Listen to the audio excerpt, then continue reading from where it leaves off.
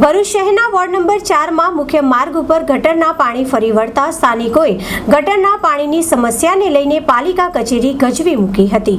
ભરૂચ શહેરના ward number 4માં આવેલા અયોધ્યાનગર ખાતે સોસાયટીના મુખ્ય માર્ગ પર ગટરનું ગંદુ પાણી ઉભરાતા સ્થાનિકોમાં કોર્પોરેટર અને નગરપાલિકાના સત્તાધીશો સામે રોષ જોવા મળી રહ્યો છે। ભરૂચ શહેરના અયોધ્યાનગર વિસ્તારમાં ગંદા પાણીના નિકાલ માટે ગટર લાઇન નાખવામાં આવી છે।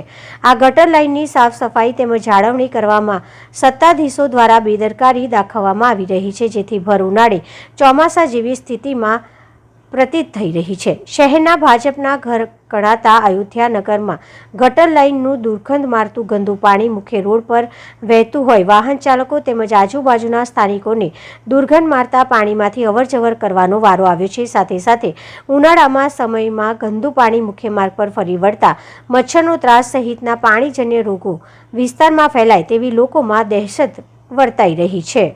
અમે અયોધ્યાનગરમાંથી આ બધા વોર્ડ નંબર 4 અને અયોધ્યાનગરમાં રહીએ છીએ। હવે વર્ષોથી આ પાણીનો પ્રોબ્લેમ થાય છે।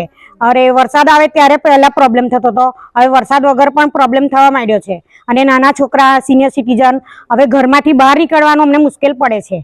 હવે એનો કોઈ ઉકેલ પરમેનન્ટ નહીં આવે ત્યાં સુધી અમે કોઈ વોટ નહીં આપીશું કે કંઈ એ થાય નહીં। અમે નગરપાલિકામાં અમે હલ્લો બોલાવવા જ જવાના છે। અત્યારે ઓફિસમાં જવાના જ છે બધા। કેટલા વખતની રજૂઆત કરવા છતાં કોઈ કામ થતું નથી। અમે અયોધ્યાનગરમાં રહીએ છીએ, વોર્ડ નંબર 4માં।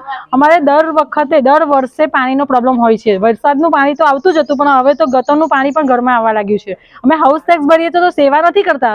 હાઉસ ટેક્સ એક દિવસ લેટ જાય તો તરત જ કહે છે કે ભાઈ પૈસા નથી આવ્યા તમારા અને અમને તમે દંડ ભરે છે, બરાબર? તો પછી આ શું છે? આ અમે કઈ ઝુંપડપટ્ટીમાં નથી રહેતા કે અમારે આવી રીતે કરવાનું ને બેઠવાનું હોય છે। લાઇટ બિલ હોય કે અમે ગમે તે વસ્તુ પણ હોય તો ફટાફટ ભરી દઈએ છીએ।